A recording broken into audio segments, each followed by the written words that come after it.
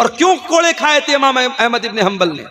कोई चोरी की थी उन्होंने नऊज़ुबिल्लाह, कोई गलत काम किया था? नहीं, एक अकीदे का मसला था, अकीदे का मसला था। उस जमाने में फितना पैदा हुआ कि कुरान अल्लाह का कलाम नहीं है, कुरान अल्लाह की मखलूक है। इमाम अहमद इब्न हंबल ने डंके की चोट पर कहा कि नहीं, कुरान अल्लाह का कलाम है और यही अकीदा नबी ने हमको दिया है, यही अकीदा सहाबा ने हमको दिया है, हम इसी अकीदे पर कायम रहेंगे। अगर इसके खिलाफ कोई अकीदा है हम उसको नहीं मानेंगे। इस अकीदे की बुनियाद पर इमाम अहमद इब्न हंबल को 3 बादशाहों के दौर में, 3 खुलफा के दौर में कोड़े मारे गए। इमाम अहमद इब्न हंबल जब जेल जा रहे थे, उनके हाथों और पैरों में जंजीरें जकड़ी जा रही थी, तो इमाम अहमद इब्न हंबल कहते हैं कि एक आराबी, एक देहाती, उस मौके पर उसकी नजर मेरे ऊपर पड़ी। उसने देखा कि इमाम अहमद इब्न हंबल सही अकीदे के लिए और कुरान और हदीस के दिफा के लिए जेल जा रहे हैं और उनके हाथ और पैरों में जंजीरें हैं। उसने कहा, या अहमद यक़्तुल कल हक़ मुत्तशहीदा व इन इश्त हमीदा। ऐ अहमद इब्न हंबल, सच्चाई के रास्ते में तुम जेल में जा रहे हो, हक रास्ते में तुम जेल में जा रहे हो। अगर इस सच्चाई के रास्ते में, हक के रास्ते में अगर आपको मौत आ जाए तो ऐ अहमद इब्न हंबल, आप शहादत की मौत आपको आएगी, शहीद हो जाएंगे आप। और अगर जिंदा रहेंगे, अगर आप बच गए तो दुनिया तारीफ करेगी कि अहमद इब्न हंबल अल्लाह की तौहीद के लिए जेल में गया था।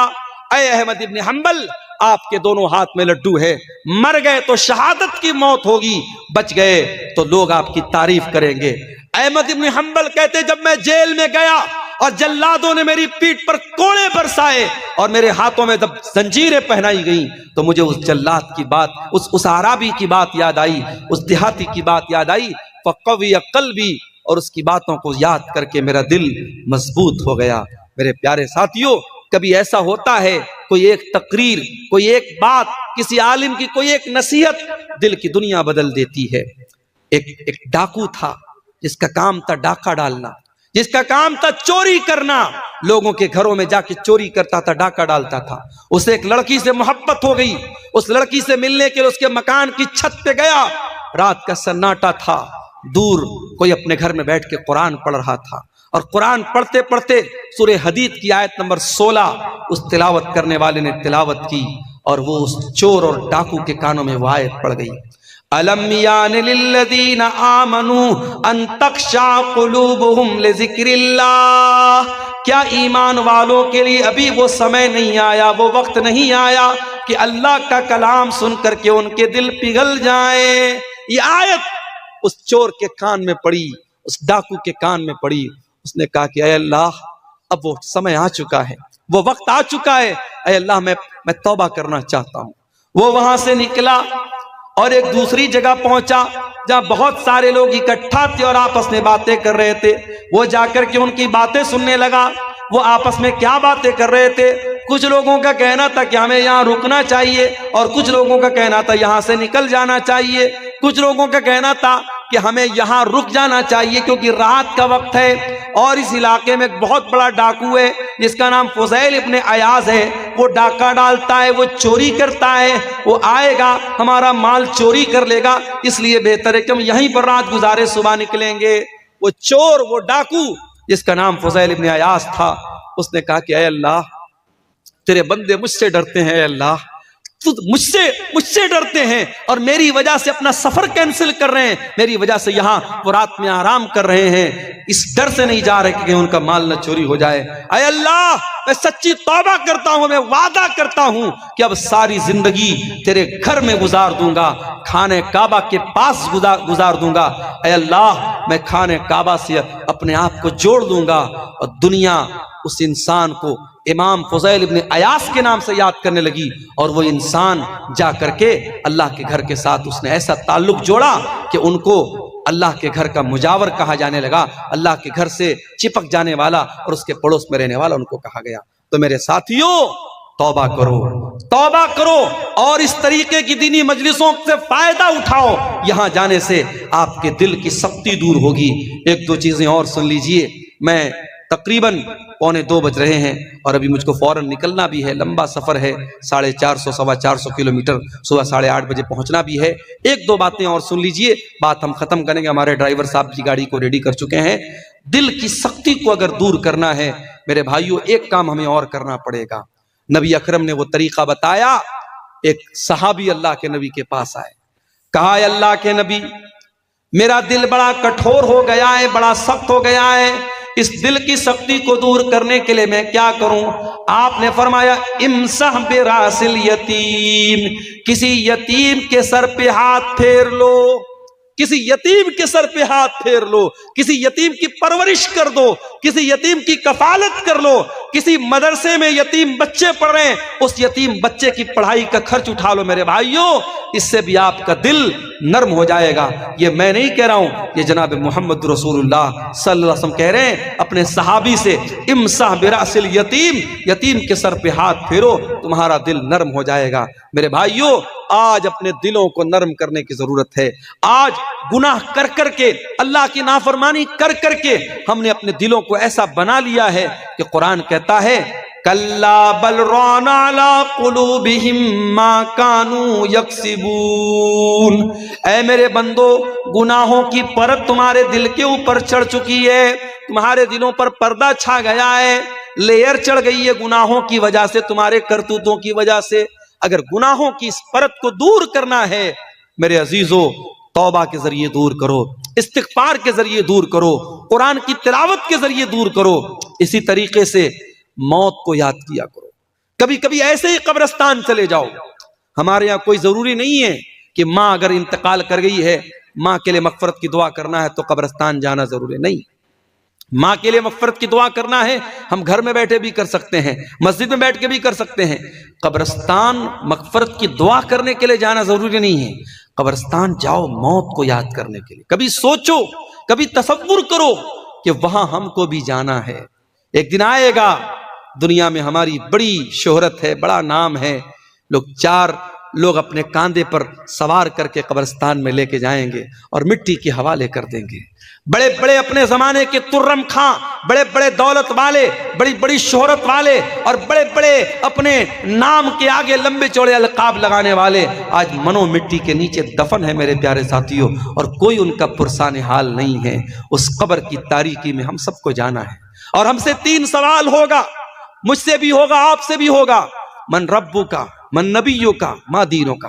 तेरे रब कौन है, तेरे नबी कौन है और तेरा दीन क्या है। और इन तीनों सवालों का जवाब मैथमेटिक्स की किताबों में नहीं मिलेगा। इन तीनों सवालों का जवाब साइंस की किताबों में नहीं मिलेगा।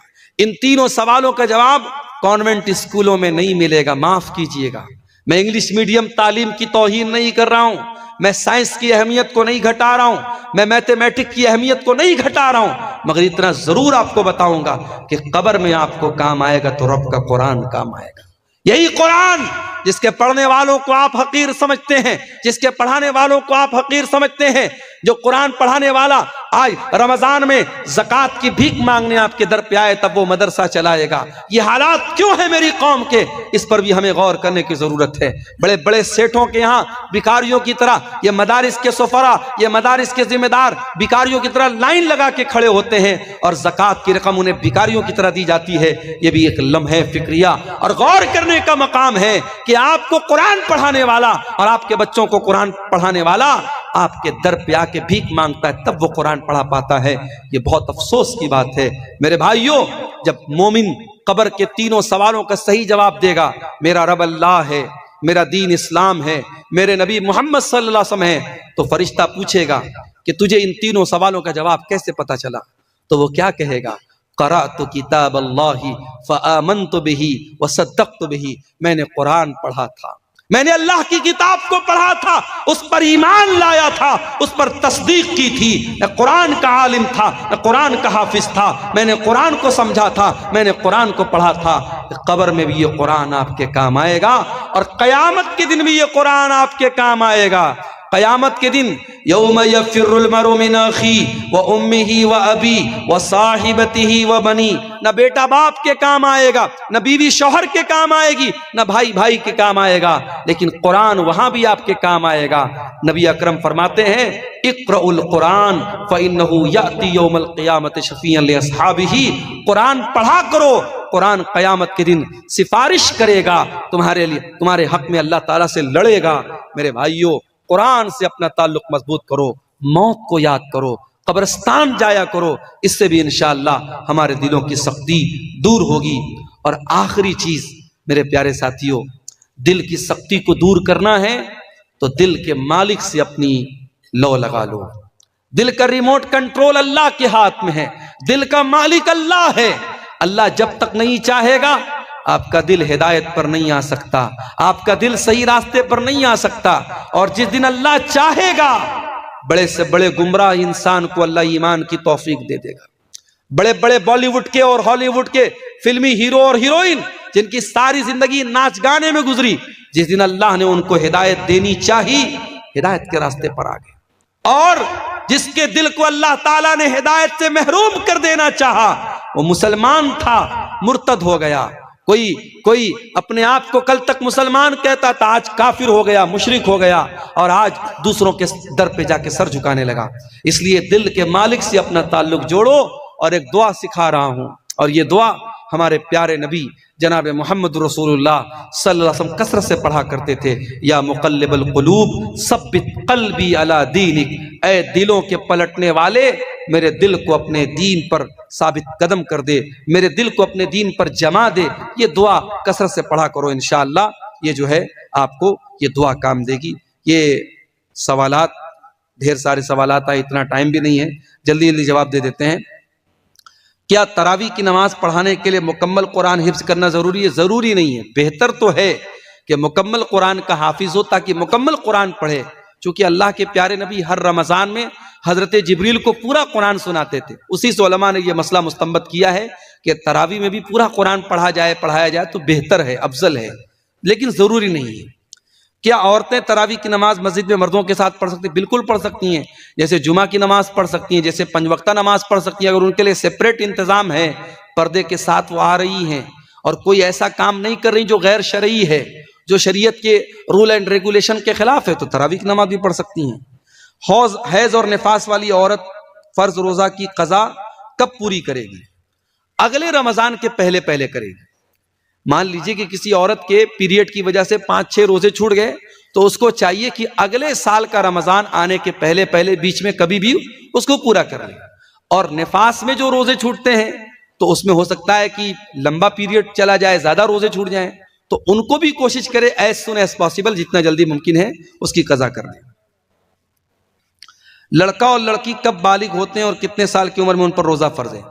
उम्र की कोई कैद नहीं है।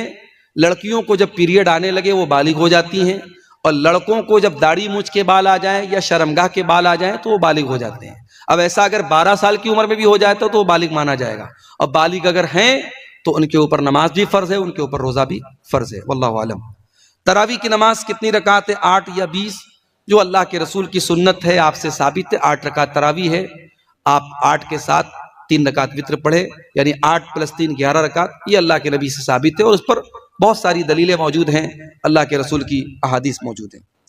क्या मुर्दे की तरफ से इफ्तार करा सकते हैं? मुर्दे की तरफ से आम सदका खैरात करने का जिक्र मिलता है। इफ्तार का मेरे इल्म में कोई ऐसा खास सबूत नहीं है जिसमें मुर्दे की तरफ से अल्लाह के रसूल के दौर में या सहाबा के दौर में इफ्तार कराया गया हो। बात उलमा ने यह लिखा है कि इफ्तार भी एक तरीके का इताम है। मिस्कीनों को जिस तरीके से हम खाना खिलाते हैं, तो इफ्तार में भी हम लोगों को खाना खिलाते हैं, तो मैयत की तरफ से भी हम करा सकते हैं। लेकिन बहरहाल बेहतर यह है कि आप खुद अपनी तरफ से इफ्तार कराएं। अगर आप अपनी तरफ से इफ्तार करा रहे हैं रोजेदारों को, और आप ये चाहते हैं कि आपके बाप को फायदा मिले, आपके बाप जिनका इंतकाल हो चुका है, तो ये बात याद रखिए कि औलाद के हर नेक अमल का सवाब ऑटोमेटिक बाप को मिलता है। तो चूंकि खास इस अमल का, रोजेदार को इफ्तार कराने का मुर्दे की तरफ से कोई सबूत मेरे इल्म में नहीं है, और उलमा मौजूद हैं, अगर कोई दलील हो तो सामने लाई जा सकती है। मेरे इल्म में ऐसी कोई दलील नहीं है, इसलिए इससे परहेज करना चाहिए। इफ्तार मुर्दे की तरफ से नहीं कराना चाहिए। हाँ, आप गरीबों को खाना खिला सकते हैं, सदका खैरात कर सकते हैं, उसका सबूत बहरहाल मिलता है। ईद की नमाज के लिए क्या औरतें इमामत कर सकती हैं? बेहतर और सही तरीका है। सदक़े फित्र कब देना सही है और उसकी शक्ल क्या है? सदक़े फित्र जो है वो आपको ईद की नमाज के पहले पहले देना है। आप 1-2 दिन पहले भी दे दें, कोई हर्ज की बात नहीं है, लेकिन ईद की नमाज के पहले पहले दे देना है। बेहतर यह है कि आप 1 दिन पहले दे दें, 1 दिन पहले दे दो, 2 दिन पहले दे दें। और उसकी शक्ल यह है कि आपकी का जो अनाज है, जैसे मिसाल के तौर पे हम लोग चावल खाते हैं और गेहूं का आटा खाते हैं, तो आप गेहूं भी दे सकते हैं, चावल भी दे सकते हैं, गेहूं का आटा भी दे सकते हैं। और हर फैमिली के एक मेंबर की तरफ से 2.5 किलो, एक सा जो तकरीबन 2.5 किलो बनता है, तो 2.5 किलो के हिसाब से आप जोड़ लें और उतना अनाज दे दें। अब एक सवाल ये कि क्या हम कीमत दे सकते हैं? तो बाज़ उलमा ने कहा कि कीमत नहीं दे सकते। अनाज का जिक्र हदीस में मिलता, हमें अनाज ही देना चाहिए। कीमत देंगे तो कीमत अदा नहीं होगी। लेकिन जो सही बात और माकूल बात लगती है, मजबूत बात जो मालूम होती है, वो ये कि अनाज का देना अफजल है। लेकिन अगर कहीं किसी इलाके में अनाज देने में उस फकीर की, उस गरीब का नुकसान हो रहा है या उसकी मसलहत अनाज न देने में है, तो उसको कैश भी दिया जा सकता है। क्योंकि अल्लाह के रसूल के दौर में अनाज भी एक तरीके की करेंसी थी। लोग सामान खरीदते बेचते थे, अनाज देकर खरीदते बेचते थे, कपड़ा लेते थे, अनाज दे के लेते थे। आज हम बहुत सारे इलाकों में देखते हैं कि गरीब को अनाज दिया जाता है और वो अनाज जाकर के दुकानदार को औने पौने बेचता है और फिर उससे पैसा हासिल करता है। तो इसीलिए बहुत सारे उलमा का कहना है कि जब वो नुकसान खुद कर रहा है तो उससे बेहतर है कि हम उसको कैश रकम दे दें। लेकिन बहरहाल तमाम दलाइल को सामने रख करके जो बात ज्यादा मजबूत नजर आती है वो ये कि अनाज ही दिया जाए। अनाज देने में कोई जब मसला हो, कोई मुश्किल हो, तब पैसा दिया जाए। बाज लोगों ने पैसे ही को आसान समझ के उसको रिवाज बना लिया, वो भी ठीक नहीं। जो एक सुन्नत से जो चीज साबित है, अनाज दिया जाए तो अनाज का ही एहतमाम करना चाहिए। वल्लाहु आलम बिस्सवाब। ये चंद सवालात थे जिनका जवाब जल्दी जल्दी में हमने आपके सामने दिया। हमारे बुजुर्ग आलिम दीन मौलाना इरफान मदनी साहब मौजूद हैं, अगर हमसे कहीं इन जवाबात में खता हुई होगी तो वो इसकी तस्हीह करेंगे। मैं वक्त खत्म हो रहा है। अल्लाह ताला हम सबको अपनी इस्लाह की तौफीक अता फरमाए। अल्लाह हम सबको सच्ची तौबा की तौफीक अता फरमाए। रब्बुल आलमीन हमें अपने दिलों को ही अजमले आसी पे कर देना करम, तेरी रहमत के बिना कोई न बख्शा जाएगा। मत करो नाराज रब को, जलजला आ जाएगा। सदर मोहतरम, उलमाए किराम, मोहतरम बुजुर्गों, नौजवान साथियों, माओ और बहनों, प्यारे बच्चों, अपने इंतहाई अजीज दोस्त भी कह सकते हैं और हमसे उम्र में बड़े हैं तो हमारे बुजुर्ग भी हैं, शेख इनायतुल्लाह जौहर इस्लाही हफिज़हुल्लाह की दावत पर आज उनके इस गांव में उनके इदारे के सालाना प्रोग्राम में शामिल होने का मौका नसीब हो रहा है। पिछले साल भी शेख ने दावत दी थी, मगर कुछ नागुज़ीर असबाब की बिना पर पिछले साल मैं शामिल नहीं हो पाया। और इस साल भी बहुत मुश्किलात थी और अभी मदरसे से हाज़री देने के बाद 2:30 बजे के करीब मदरसे से निकलने के बाद मुसलसल तकरीबन 450 किलोमीटर का सफ़र तय करके 9.5 घंटे में आपके बीच में पहुंचा हूं। डायरेक्ट खाना खा करके स्टेज पर आया हूं और अभी फौरन तकरीर करके निकलना भी है, क्योंकि सुबह 8:30 बजे से फिर दोबारा क्लास ज्वाइन करना है। इतनी मुश्किल तरतीब थी सफ़र की। अगर शेख इनायतुल्लाह जौहर का मामला ना होता और शेख ने जैसा कि बताया कि कुछ लोग प्रोग्राम के ताल्लुक से गलत अफवाहें भी उड़ाने लगते हैं, कुछ हासिदीन भी होते हैं, कुछ मुखालिफीन भी होते हैं, और कभी ऐसा भी हो सकता है किसी मुकर्रिर के ना आने की कोई वजह हो, कोई मजबूरी हो, मगर ये कहना कि साहब इन्होंने झूठ नाम दे दिया झूठ मूठ में और बात नहीं की, किसी को बदनाम करने के लिए इस तरीके की बात करना, ये बड़ी गलत बात है। लेकिन अफसोस की बात है कि अक्सर मकामात पर इस तरीके के मामलात आते हैं। अल्लाह हम सब के साथ रहम करम का मामला फरमाए। बड़ी खुशी की बात है, मुझसे पहले आपने इस इलाके के एक बुजुर्ग आलिम दीन शेख इरफान मदनी साहब का बहुत ही मुख्तसर खिताब समात किया, और उसके पहले जब मैं आया तो हमारे अजीज दोस्त शेख जमील अख्तर शफीक तहमी साहब, जिनको आम तौर से हम उनकी शायरी